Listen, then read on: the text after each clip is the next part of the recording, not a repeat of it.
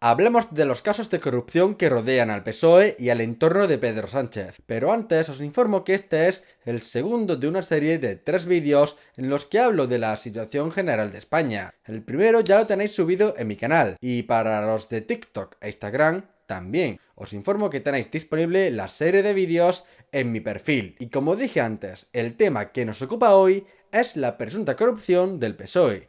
Y bien, digo presunta porque los casos todavía se están investigando y por tanto no hay condena por ninguno de ellos todavía. Así que para no estar repitiendo constantemente la palabra, todos los casos de los que voy a hablar son presuntamente. Pero eso no significa que piense que todos estos casos son obra de la horrible máquina de fango de la malvada derecha mediática. De hecho, algunos de los indicios que se han investigado huelen tan mal que ni los medios de izquierdas pueden ignorarlo. Así que sin más dilación vamos a hacer un repaso de los casos más importantes que le están investigando al PSOE. Vamos a empezar fuerte para que no pierdas la atención.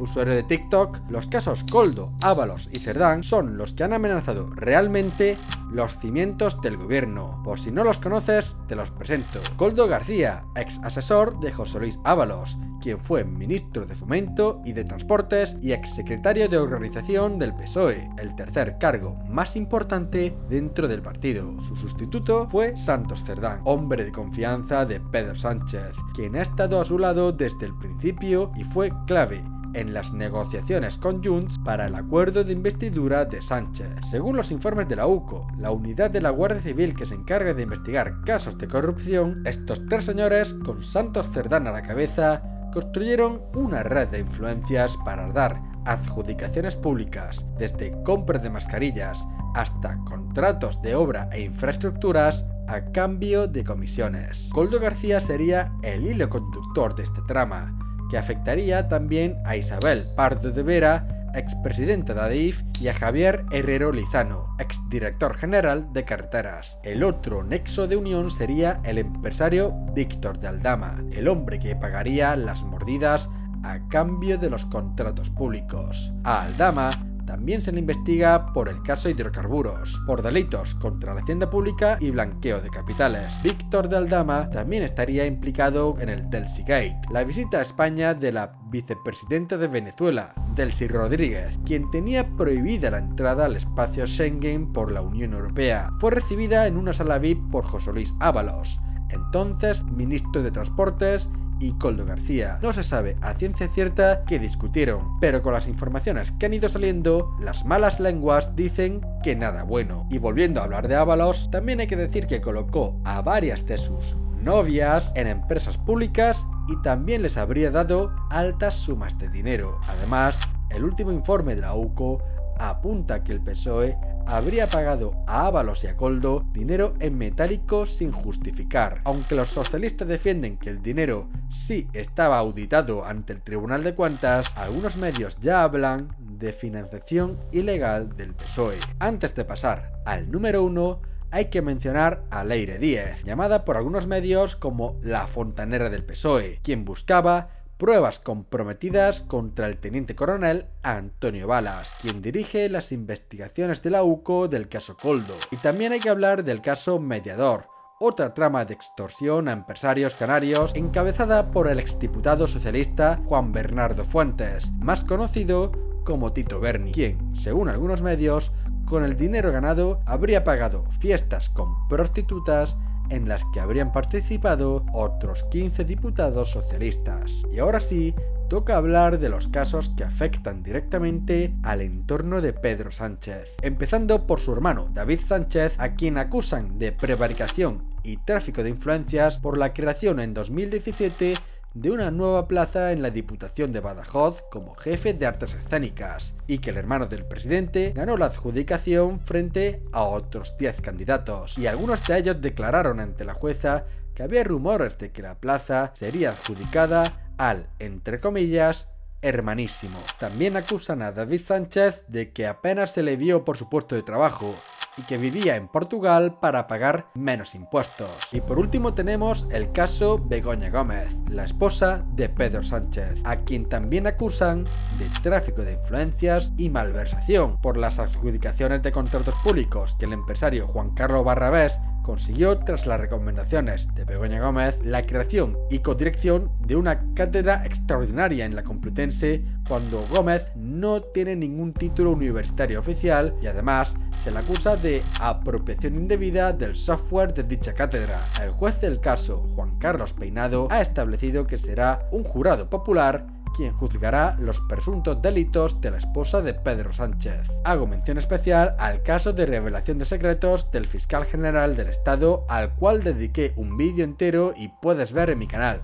Estos son los casos más importantes que rodean a Pedro Sánchez y al PSOE, aunque vuelvo a remarcar, todos estos casos todavía están siendo investigados o están a la espera de juicio y por tanto todos los delitos son presuntamente, pero ya han ocasionado un daño irreparable a la imagen de un gobierno que ascendió al poder prometiendo acabar con la corrupción. Ya conoces los presuntos casos de corrupción del PSOE, pero como todo en este país, la realidad es muy distinta dependiendo del prisma por donde la mires. Así que ahora te voy a mostrar las versiones de estos casos según los medios de izquierdas y de derechas. En resumidas cuentas, para los medios de derechas existen demasiados indicios para negar la corrupción sistémica del gobierno de Pedro Sánchez, mientras que para los medios de izquierdas la mayoría de las pruebas son infundadas y acusan a la derecha mediática y judicial de orquestar una persecución sin precedentes contra el Ejecutivo socialista, con el objetivo de hacer caer a Pedro Sánchez cueste lo que cueste. El ejemplo más claro de este choque de realidades es el caso de Begoña Gómez. El Confidencial es uno de los medios que más artículos ha dedicado para demostrar los presuntos delitos de tráfico de influencias, corrupción en los negocios y malversación de Begoña Gómez.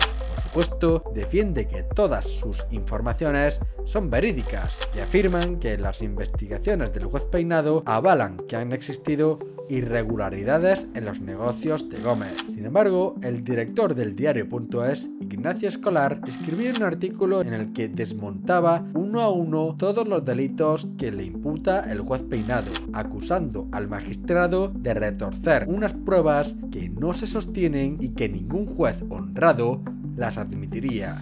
Y por eso, para Escolar, la única manera que tiene el juez Peinado de que condenen a Begoña Gómez es que la juzgue un tribunal no profesional como es un jurado popular. Este es solo un ejemplo de un patrón que se repite en todos los medios. Los de derechas defienden que se investigue hasta el final y los de izquierdas denuncian que Peinado está cometiendo lawfare, realizando una investigación prospectiva con pruebas que no se sostienen y que la Fiscalía ya ha pedido su total nulidad. En el caso de David Sánchez, mientras los medios de derecha dedican sendos artículos a informar sobre el proceso del hermano del presidente, los medios de izquierdas se limitan a informar solo la actualidad de rigor, salvo para denunciar los bulos que surgen a raíz de su caso o para criticar a la jueza que lleva la investigación. Aunque el intento de aforamiento express por parte de Miguel Ángel Gallardo, líder del PSOE extremeño y presidente de la Diputación de Badajoz cuando David Sánchez obtuvo la plaza, levantó bastantes ampollas incluso entre los medios de izquierdas. Y en los casos de Koldo, Ábalos y Cerdán, aquí todos los medios, sin importar su ideología, han denunciado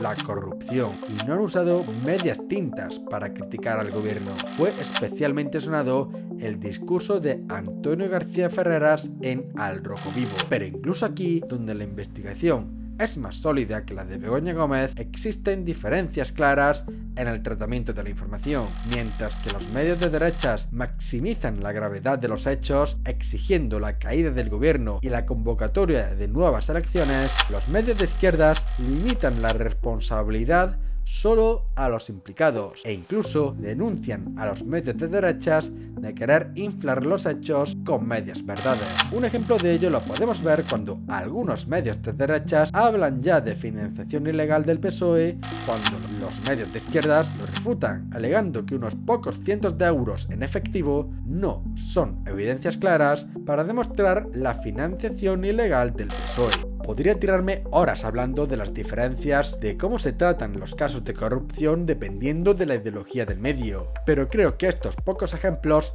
son suficientes para demostrar la lucha mediática que existe entre los medios de comunicación para ganar el relato. Y dicho todo esto, es el momento de dar mi opinión. Y voy a empezar por el caso de Begoña Gómez. Yo no voy a decir ni que es inocente ni culpable, porque todavía hay investigaciones en curso. Y de hecho hay algunas pruebas por ahí que, bueno, son un poco cuestionables, por así decirlo. Pero lo que sí es bastante criticable es que toda la izquierda se levante en armas contra cualquier tipo de investigación que se haga contra ella, ya sea judicial o periodísticamente hablando. Yo no soy jurista ni estoy especializado en temas legales, así que no sé hasta qué punto los indicios que se han encontrado hasta ahora son sólidos o no para demostrar los presuntos delitos que se le acusan. Pero sí que parece que hay ciertas irregularidades en los negocios de Begoña Gómez, como el uso de una asesora de Moncloa para cuestiones privadas o las cartas de recomendación que le entregaba al empresario Barrabés. Y esto último no está siendo investigado solo por la malvada derecha mediática, sino también por la Fiscalía Europea. Es que esto, si se demuestra que hay delito, es muy grave, y si no, como mínimo es éticamente cuestionable que Begoña Gómez, la esposa del presidente del gobierno, haya mantenido contactos con empresas privadas que después se han beneficiado de contratos públicos. Y algunos dirán que la esposa del presidente tiene derecho a seguir manteniendo su carrera profesional.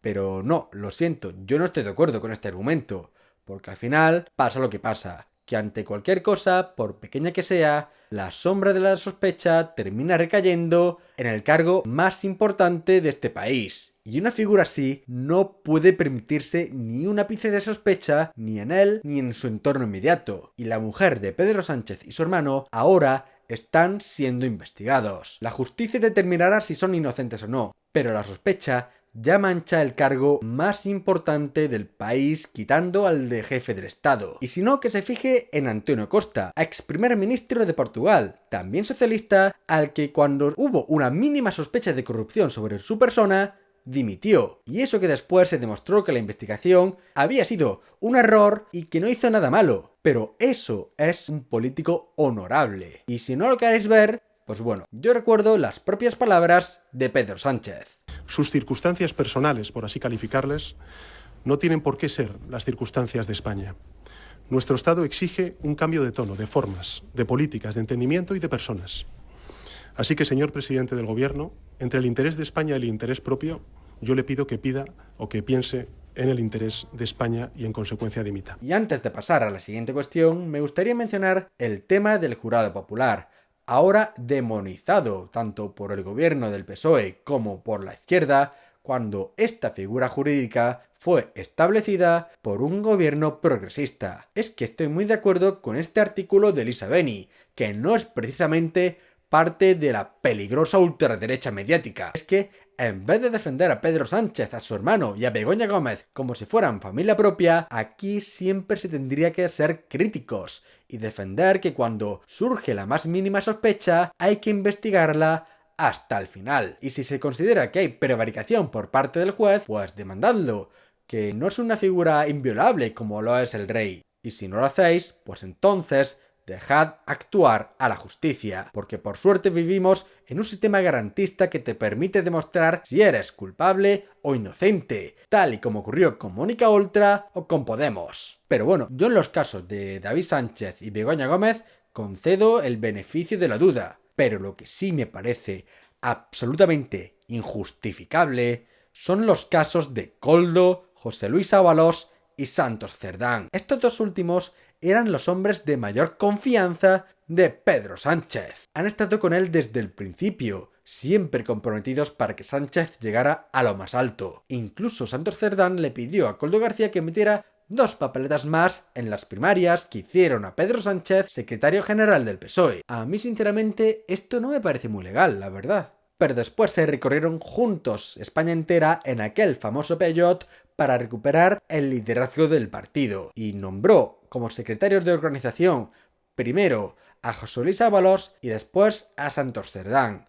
es decir, que eran sus manos derechas en el PSOE. Es que mirad qué opinión tenía Pedro Sánchez sobre Santos Cerdán. Sí, es una persona que me ha acompañado desde siempre, tiene toda mi confianza y es uno de mis más estrechos colaboradores. Y tras descubrirse indicios y pruebas, esta vez sí, muy sólidas, de que estos 3 elementos habían creado una extensa red de cobro de comisiones y tráfico de influencias, ¿me estás diciendo que Pedro Sánchez no sabía nada? Si es así, entonces tendría que dimitir por incompetente, porque nombró a estas 3 personas en altos cargos por las cuales pudieron cometer las tropelías que hemos conocido hasta ahora. Pero yo siempre he dicho que a diferencia de Rajoy, que era un auténtico incompetente, Pedro Sánchez es muy inteligente.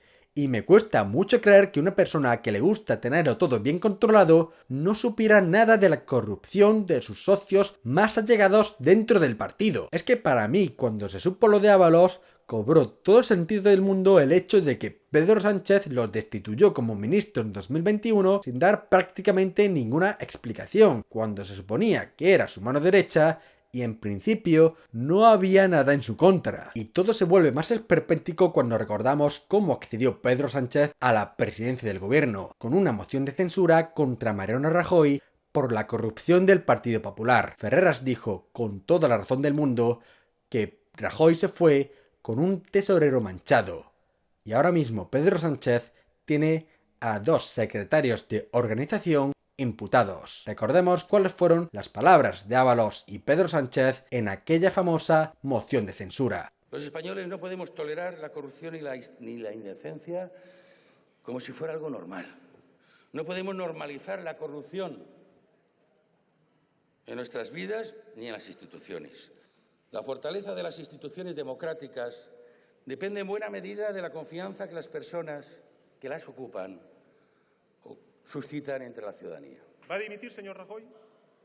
¿O va a continuar aferrado al cargo, debilitando la democracia y debilitando y devaluando la calidad institucional de la presidencia del gobierno? Es que no se puede tener la cara más dura ni aunque estuviera hecha de cemento. Y tras descubrirse lo de Santos Cerdán, Pedro Sánchez lo único que hizo fue pedir perdón. Veamos lo que opinaba Sánchez sobre esta cuestión del perdón en casos de corrupción. Lo único que hace es pedir perdón.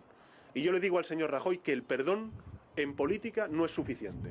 Porque no basta con pedir perdón, porque la gente está indignada con razón. No basta con pedir perdón y asumir responsabilidades. Pero bueno, todo se ha dicho. Pedro Sánchez es conocido por sus cambios de opinión. Así que como yo sí defiendo la coherencia política, ya me encargo de decir lo que muchos españoles pensamos. Pedro Sánchez tendría que haber dimitido hace mucho tiempo por responsabilidad política y por la calidad de nuestras instituciones. Y por decencia, nunca más se tendría que presentar a ninguna elección. Pero como todos sabemos, a Pedro Sánchez le importa 3 cojines la calidad y la independencia de nuestras instituciones democráticas. Le da igual tener al partido ensombrecido por la corrupción y tener un gobierno débil a merced de unos partidos que le tienen cogido por los y solo se preocupan por sus propios intereses y no por el de todos los españoles. Pero a pesar de la lamentable situación que vive nuestro país por culpa de los problemas que mencioné en mi anterior vídeo y de los casos de corrupción que acabamos de ver, mucha gente sigue prefiriendo a Pedro Sánchez como presidente antes de ver al Partido Popular y a Vox en el gobierno. Y esta confrontación es lo que está generando la polarización de nuestra sociedad. Pero entraré en más detalles sobre este tema en mi siguiente vídeo. Dicho todo esto, muchas gracias por llegar hasta aquí. Dale un buen like a este vídeo si te ha gustado, compártelo con todos tus contactos y no te olvides de suscribirte a este canal y al resto de mis redes sociales. Nos vemos en el siguiente vídeo. ¡Hasta la próxima!